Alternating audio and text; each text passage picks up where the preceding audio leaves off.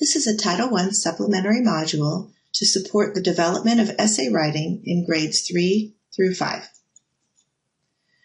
In this particular module, you will be identifying fact and opinion with the students and discovering how the messages from mentor texts can help them develop their own opinion statements.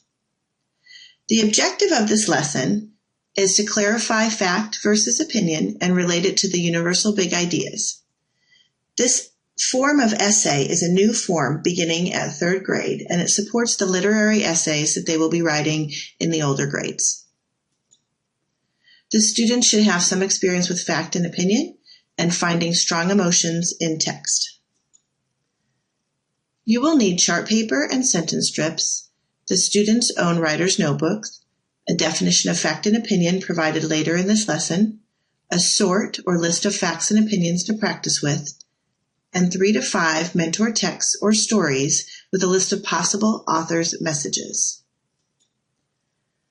In this instructional sequence, this is the prior knowledge. If they don't have it, you will give it to them and practice it, talking about fact statements and opinion statements and how they are different.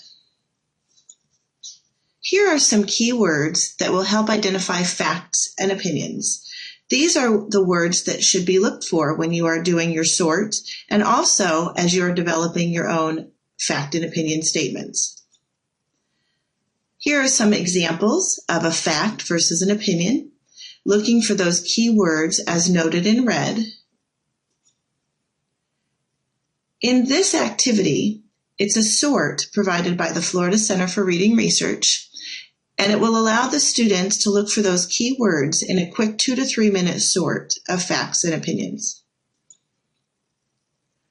Taking a look at your pile of mentor texts, it's important to identify the author's message. These can be from books previously read and throughout the year. You want to list the message on the chart paper and then decide how you can then switch it into a bigger opinion statement. Using this frame, I think kids should. I believe that everyone needs to. I feel that people must. Will begin to set the foundation for the students developing their own opinion statements. In the practice and the active engagement, some students might need more help just with the matching of the mentor text and their messages with a possible opinion statement. Or with less support, they can begin creating their own based on some of the big messages or the universal messages that you've come up with as a group. Here's a list of mentor texts that are used frequently in the MAISA units and some possible opinion statements based on the big idea. Many of the books have more than one big idea, but this is just a start. The link is that writers use mentor text to learn to identify the message and create opinion statements. By understanding that the author's message, what the author's message is, they can create their own opinion statement and then support it with ideas from their own life or from books that they're reading. As a formative assessment, the students can do some partner work. They can discuss the difference between fact and opinion. They can describe what an opinion statement is to their partner and give an example and then share out. You can have the students whisper it to their partner, the 3 key words that determine if it is a fact or an opinion.